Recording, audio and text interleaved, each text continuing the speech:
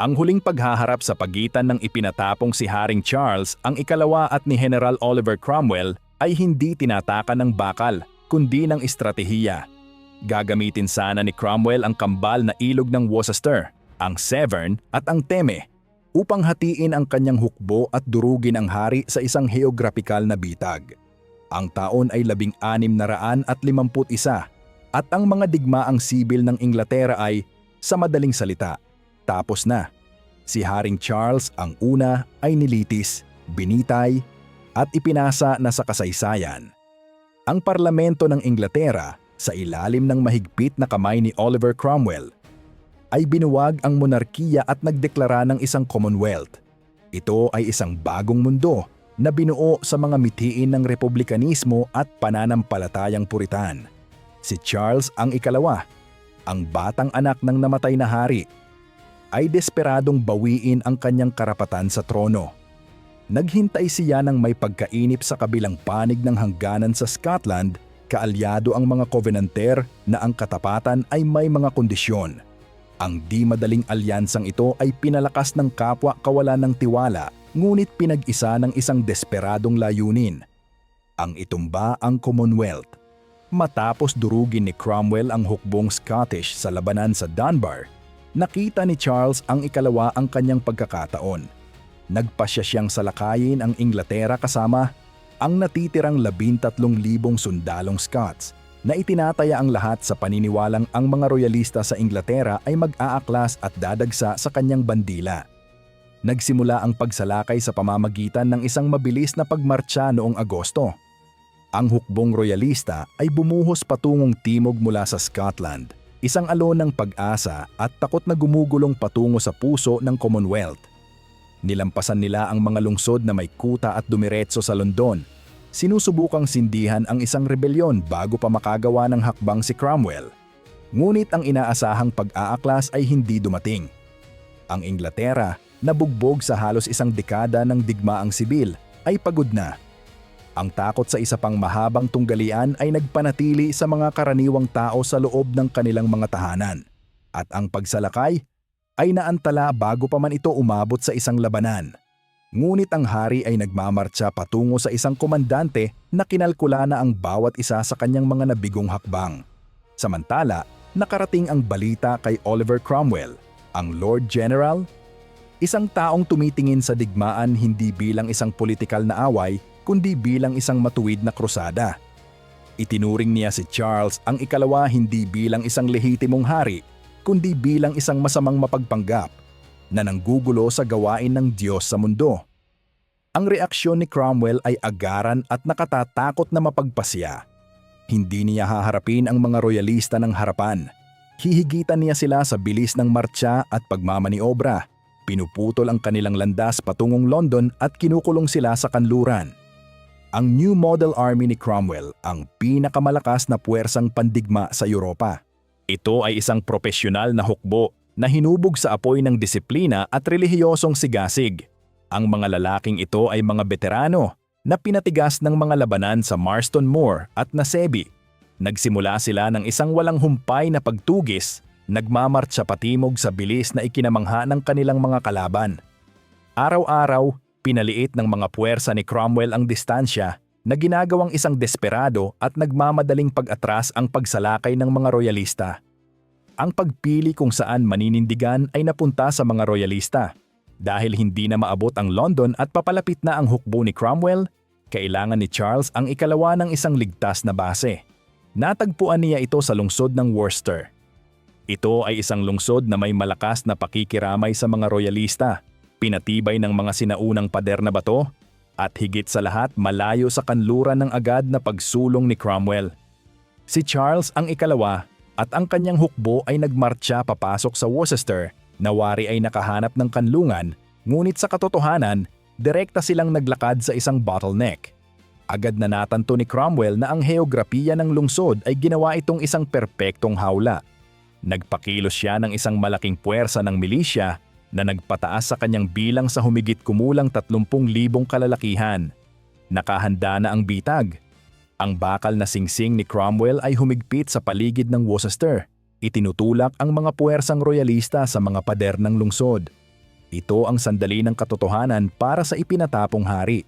Hindi siya makakaatras, hindi siya makakapag-ipon ng higit pang lakas, at hindi niya matatakasan ang pagtutuos na papalapit na.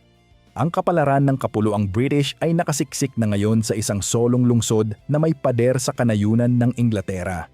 Ngunit upang masiguro ang hawlang ito, kailangang gawin ni Cromwell ang hindi sukat akalain. Sadyang hatiin ang kanyang sariling mas superior na puwersa sa dalawa, ang mga royalista. Kasama ang kanilang humigit kumulang 13,000 kalalakihan ay naghanda para sa isang huling paninindigan. Ang kanilang komandante, si General David Leslie, ay labis na nagdududa sa labanang darating dahil pinayuhan na niya laban sa buong pagsalakay na iyon. Ang kanyang hukbong Scottish ay mababa ang moral at may kaunting tiwala sa mga lokal na English royalist na hindi sumulpot. Ang labanan ay maglalaban sa isang demoralisado at hating puwersa laban sa rurok ng militar na profesionalismo. Ang tunggalian ay itatakda hindi ng tibay ng mga pader ng Worcester, kundi ng banayad at mapanirang heometriya ng lupain mismo. Mas alam ni Cromwell ang mga kahinaan ng Worcester kaysa sa haring sumisilong sa loob nito. Ang kahinaan nito ay wala sa bato nito, kundi sa dugong dumadaloy sa paligid nito.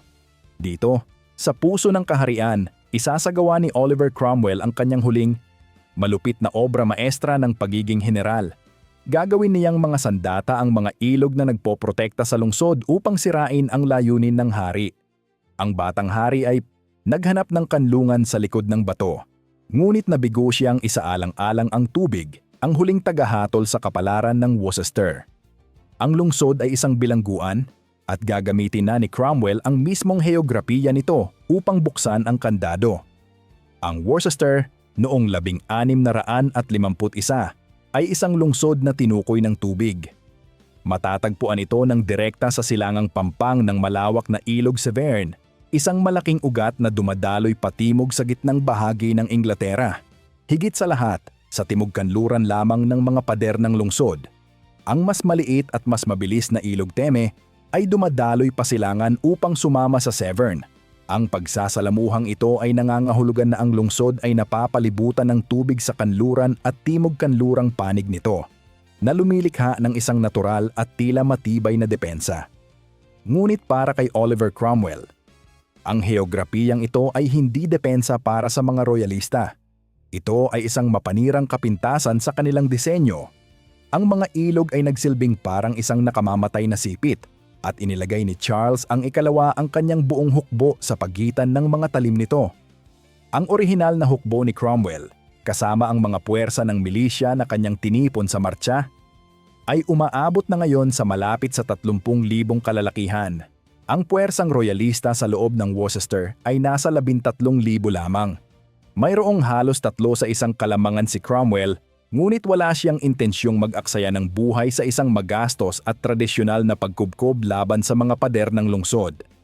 Ang kanyang estratehiya ay isa sa dalisay at mahusay na pagmamaniobra. Gagamitin niya ang mga ilog upang hatiin ang kanyang sariling mas malaking hukbo, lalampasan ang mga depensa sa harapan, at sasalakayin ang hukbong Scottish mula sa 2 direksyon ng sabay, na mahuhuli ang mga royalista sa bukas na lugar. Ang kanyang plano ay nakasalalay sa 2 mapangahas na pagtawid sa ilog. Una, kailangan niyang tawirin ang ilog Severn sa hilaga ng lungsod upang makapaglagay ng malaking puwersa sa kanlurang pampang. Pangalawa, at pinakamahalaga, kailangan niyang makuha ang tulay ng Powys na bumabagtas sa ilog Teme sa timog kanluran ng lungsod at itatag ang kontrol sa buong dila ng lupa sa pagitan ng Teme at Severn. Ito ang mahinang bahagi ng posisyon ng mga royalista. Kung makakatawid si Cromwell ng mga puwersa sa Teme, maaari silang sumalakay mula sa timog at kanluran, kung saan hindi ito inaasahan ng hari, habang ang pangunahing katawan ng New Model Army ay aatake mula sa silangan. Nakita ng mga komandante ng royalista ang heograpikal na banta, ngunit nabigong maglaan ng sapat na mapagkukunan sa mga pagtawid sa ilog. Ang tulay ng Powys ang pangunahing pokus ng kanilang pagsisikap sa depensa sa kanluran, sa ilalim ng pamumuno ng may kakayahan ngunit kulang na kulang sa tao na si General James Massey. Desperadong sinubukan ni Massey na hawakan ang linya gamit ang ilang rehimento, sa pagkaalam na kung matagumpay na mapapasok ni Cromwell ang Teme, tapos na ang laban. Gayunpaman, si Charles ang ikalawa at ang kanyang mga tagapayo ay nanatiling nakatutok sa silangang diskarte, na itinuturing ang mga pagtawid sa ilog bilang isang pangalawang banta lamang. Ito ay isang nakamamatay na pagkakamali. Sa gabi ng ikalawa ng Setyembre, sinimulan ni Cromwell ang kanyang mga paghahanda. Ang kanyang mga inhinyero ay nagtrabaho sa ilalim ng dilim upang ihanda ang mahahalagang pagtawid. Iniutos niya sa isang malaking detachment ng kanyang hukbo sa ilalim ng pamumuno ni na Major General Lambert at Fleetwood. Natawirin ng Severn gamit ang isang tulay na gawa sa mga bangka sa itaas na bahagi ng Worcester. Ang maniobrang ito ay naglagay ng halos kalahati ng New Model Army sa kanlurang panig ng Severn, na epektibong humahati sa napakalakas na puwersa ni Cromwell, isang nakakangilabot na panganib sa harap ng kaaway. Ngunit nagtiwala si Cromwell sa kanyang mga tropa at sa kanyang tiyempo. Ang maniobrang ito pa lang ay maaari nang naging sanhi ng kanyang pagkatalo sa digmaan. Ngunit alam ng general na ang kanyang target ay hindi ang pader, kundi ang tulay na kailangan niyang wasakin. Kinabukasan, 3 ng Setyembre, ang hangin ay puno ng tensyon. Pinagmasdan ni Cromwell ang eksena mula sa silangang Pampang. Ang ilog Severn ay dumadaloy ng mabilis at malawak, at sa kabila nito, ang mga depensa ng royalista ay tila matatag sa panlabas. Ngunit nakita ni Cromwell ang kahinaan. Ang dalawang ilog na tumatakbo ng magkahilera sa isa't isa, na lumilikha ng perpektong espasyo para sa isang dobleng pagkubkob. Hindi lamang niya nilalabanan ang hari, nilalabanan niya ang lupain mismo. Ang kanyang mga tropa, na sanay at may matinding disiplina, ay hindi natatakot sa panganib. Alam nila na dinala sila ng kanilang Lord General hanggang dito, at ang kanilang pananampalataya sa kanilang layunin at sa kanilang komandante ay lubos. Sa loob ng lungsod, naghihintay ang mga Scots at English Royalists, hindi sigurado at hati. Nakita nila ang paglaki ng New Model Army sa kabilang Pampang. Ang kanilang mga tolda ay kumakalat na parang mantsa sa mga bukid. Alam nilang nakulong sila at nanalangin sila para sa isang pag-aaklas ng mga Ingles na hindi kailanman darating. Ang tanging pag-asa nila ngayon ay nakasalalay sa manipis na linya ng mga lalaking nagtatanggol sa ilang mahahalagang tulay, ng tanayin na nagpapanatili sa sandatang ilog na huwag bumaling papasok. Alam nilang darating ang labanan, ngunit hindi nila alam kung saan unang sasalakay si Cromwell o kung gaano kabilis silang tatraydurin ng mga ilog. Nakahanda na ang lahat para sa isang paghaharap na magpapasya sa kapalaran ng 3 kaharian. Nakatayo ang mga tao ni Cromwell sa magkabilang panig ng Severn, naghihintay sa senyales na magbabago sa tensyong ito tungo sa huling, mapagpasyang pagdanak ng dugo ng mga digmaang sibil ng Inglaterra. Kung nabighani ka sa mga hindi pa na ikukwentong-kwento ng pamumuno at matinding tapang sa militar, pindutin ang subscribe button ngayon at sumama sa amin para sa natitirang bahagi ng epikong kwentong ito. Magsisimula na ang huling tapatan, na nagpapahiwatig sa kakayahan ng mga tropang may bakal na kalooban ni Cromwell na lupigin hindi lamang ang mga tao, kundi ang malamig at mabilis na agos ng isang ilog. Sa madaling araw, ang tunog ng putok ng musket ay bumasag sa hamog ng ilog. Ang plano ni Cromwell ay isang nakatatakot na sugal. Hatiin ang pinakamahusay na hukbo sa Inglaterra at ipadala ang kalahati nito sa mabilis na agos ng ilog Teme, diretso sa harap ng kaaway. Ang tagumpay ng buong kampanya ay nakasalalay sa tibay ng ilang pontoon bridge at sa lakas ng loob ng mga unang lalaking tatawid. Ang mapagpasyang aksyon ng araw ay nagsimula hindi sa mga pader ng lungsod, kundi sa 1.5 milya sa timog kanluran ng Worcester, sa pagsasanib ng Severn at Teme. Ang lupaing ito, nakilala bilang Powik, ang susi. Si Cromwell, na nakaposisyon sa silangang Pampang, ay nagbigay ng senyales sa kanyang mga tenyente sa kanluran, sina General Lambert at Fleetwood. Ang kanilang misyon ay puwersahin ang pagtawid sa Teme, na nangangahulugan ng paggapi sa matinding pagtutol ni General Massey at ng kanyang mga tropang royalista na nagtatanggol sa tulay ng Powik. Ang mga tao ni Massey ay nakipaglaban ng buong matapang, sa pagkaalam na sila ang huling linya ng depensa para sa buong kanlurang panig. Ang tulay mismo ay isang choke point at ang sumunod na pakikibaka ay desperado at malapitan. Kasabay nito, ang mga ininyero ni Cromwell ay mabilis na nagsimulang magtayo ng mga pontoon bridge sa ibaba ng tulay ng Powick na nagpapahintulot sa mga rehimento ng New Model Army na lampasan ang bottleneck at bumuhos sa Teme sa maraming dako. Ang pagtatayo sa ilalim ng putukan ay isang patunay sa disiplina ng New Model Army. Binaliwala nila ang putok ng kaaway at nakatuon lamang sa gawain ng pagbuo ng landas patungo sa tagumpay. Habang nagtatatag ng kuta ang mga puwersa ni Cromwell sa kabila ng Teme, gumuho ang posisyon ng mga royalista. Ang pagtutol, bagaman matapang, ay masyadong limitado at walang kinakailangang reserba. Ang mga tao ni Massey ay unti-unting naitulak pabalik. Ang kanilang linya ay nagkakalas-kalas sa ilalim ng sabay-sabay at napakalakas na presyon ng atake ng mga parliamentarian. Sa kalagitnaan ng umaga, nakuha na nina Lambert at Fleetwood ang kanlurang pampang ng Teme at ang unang sipit ng atake ay matagumpay na naitatag. Ang hukbong parliamentarian ay nakaposisyon na ngayon upang salakayin ang gilid ng pangunahing puwersang royalista. Ang tagumpay na ito ay nagbunsod ng isang agaran at humihingal na reaksyon mula kay Haring Charles ang ikalawa sa loob ng Worcester. Napilitan siyang panoorin ang sakunang nagaganap sa kanlurang pampang ng Severn, ang mismong ilog na naghahati na ngayon sa kanyang pangunahing hukbo mula sa kanyang gumuguhong panig. Sa pagkakita sa panganib na maipit sa pagitan ng dalawang nagtatagpong puwersa, gumawa si Charles ang ikalawa ng isang malaki at desperadong sugal. Iniutos niya sa isang malaking bahagi ng kanyang pangunahing hukbo na tawirin ang Severn at hampasin ang naitatag na ngayong kanlurang panig ng New Model Army bago pa sila makabaling at sumalakay sa lungsod. Ito ang sandali ng sukdulang pangako, isang hakbang ng mapangahas na agresyon na maaaring magligtas sa kanyang korona o magtatak sa kanyang pagkawasak. Ang kontra-atake ng mga royalista ay tumama ng malakas sa mga tao nina Lambert at Fleetwood. Naging matindi ang labanan na kumalat sa mga bukid sa kanluran ng lungsod. Sa isang sandali, ang labanan ay nabimbin sa balanse. Hinati ni Cromwell ang kanyang mga puwersa at ngayon ay sinusubukan ni Charles ang ikalawa ang lakas ng pagkakahating iyon. Kung ang kanlurang panig ng New Model Army ay mabali, posibleng ibaling ng hari ang kanyang atake pasilangan. Nawawasak sa buong plano ni Cromwell. Ang tindi ng engkwentrong ito ay nagpatigil sa buong mundo. Sa loob ng isang nakatatakot na oras, ang desperadong sugal ni Charles ang ikalawa ay aktwal na gumana. Ang panig ni Cromwell ay nabali at ang digmaan ay nagpatuloy muli. Dito, sa gitna ng pagdanak ng dugo sa labanan, inihatid ng Lord General mismo ang kanyang pinakamahalaga at nakaka-inspire na gawa ng pagiging general.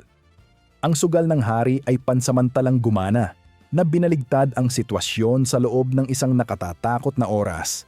Ngunit ang tugon ni Cromwell ay agaran at napakalakas na nagtatak sa kapalaran ng hari at ginawang isang masaker ang labanan. Ang bitag ay kumawala na. Nang makitang gumuho ang kanyang mga puwersa sa kanluran, gumawa si Charles ang ikalawa ng sarili niyang walang pakundangang sugal. Isang malaki at desperadong pagsugod patawid sa Severn upang tamaan ang punong tanggapan ni Cromwell sa silangang pampang, bago pa magkaisa ang dalawang panig ng mga parliamentarian. Sa loob ng isang nakatatakot na oras, ito ay gumana. Personal na pinunuan ni Charles ang ikalawa ang pagsugod, isang desperadong pagtatangka na manalo sa digmaan sa loob lamang ng isang hapon. Idinala niya ang kanyang kabalyerya palabas ng mga pintuan ng lungsod, tinawid ang Severn at humampas sa posisyon ni Cromwell sa silangang pampang. Ang bangis ng ataking ito ay ikinabigla ng mga reserba ng mga parliamentarian. Sila ay naitulak pabalik at sa loob ng maikli at masakit na panahon, ang puso ng New Model Army ay nanganib. Ang punong tanggapan ni Cromwell, ang kanyang sariling buhay, at ang kinabukasan ng Commonwealth ay nakalawit ng mapanganib sa balanse. Ngunit si Oliver Cromwell ay hindi isang general na madaling mayanig.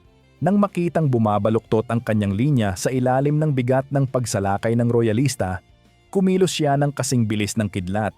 Sumakay siya ng pabalik-balik, personal na tinitipon ang kanyang mga tao. sumisigaw ng pampalakas loob at inililipat ang mga reserba sa mismong mga punto ng pinakamalaking panganib. Higit na mahalaga, nagpadala siya ng isang agarang utos sa kabilang panig ng ilog na nag-uutos sa mga reinforcement mula sa kanyang kanlurang panig na tumawid pabalik sa silangang Pampang. Ang mga pontoon bridge na napakahusay na nagsilbi upang hatiin ang hukbo ilang oras ang nakalipas, ay nagsilbi na ngayong lifeline para sa muling pagkakaisa nito. Ang mapagpasyang sandali ay dumating ng ang kanlurang panig ng New Model Army. Matapos matagumpay na mapasok ang Teme, ay nagsimulang bumuhos pabalik sa ilog na tumatama sa gilid at likuran ng mga royalista. Ang kontra-atake ni Charles ang ikalawa, na naging napaka-agresibo at makapangyarihan, ay biglang natagpuan ang sarili na hinahampas ng napakalakas na puwersa mula sa tatlong direksyon. Ang mga puwersa ng hari ay nahuli sa bukas na lugar, naipit sa mga pader ng lungsod, at nadurog sa pagitan ng dalawang malalaking panig ng parliamentarian. Ang hukbong royalista ay nagkawatak-watak sa gulo. Ang disiplinadong New Model Army ay nagsimulang isulong ang atake patungo sa mga pader ng lungsod, na ngayon ay kulang na kulang sa tao dahil sa desperadong opensiba ni Charles ang ikalawa.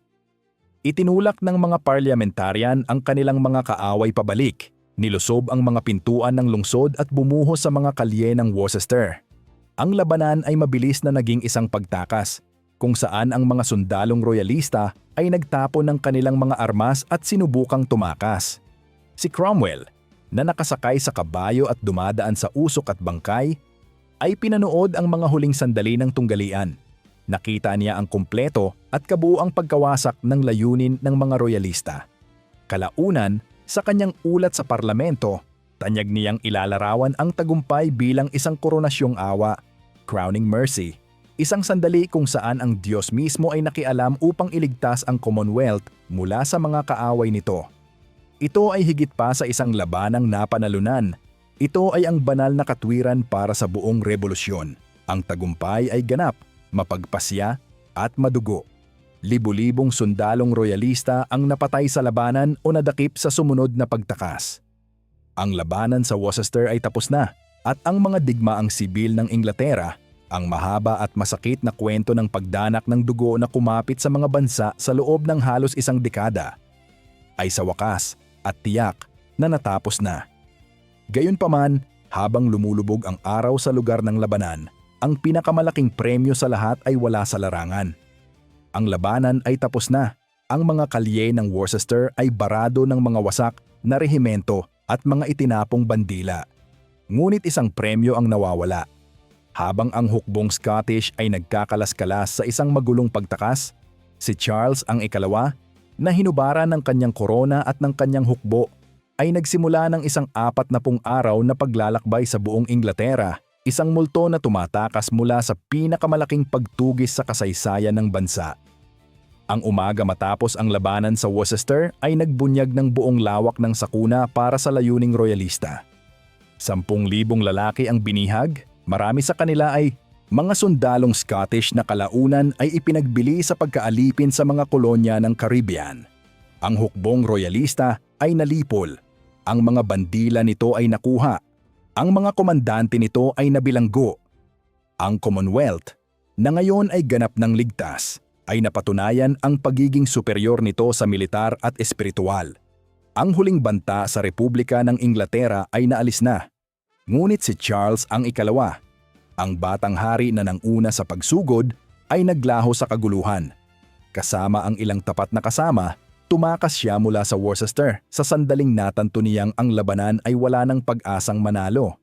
Ito ang simula ng kanyang maalamat na 6 na linggong pagtakas sa mga mapanganib na teritoryo.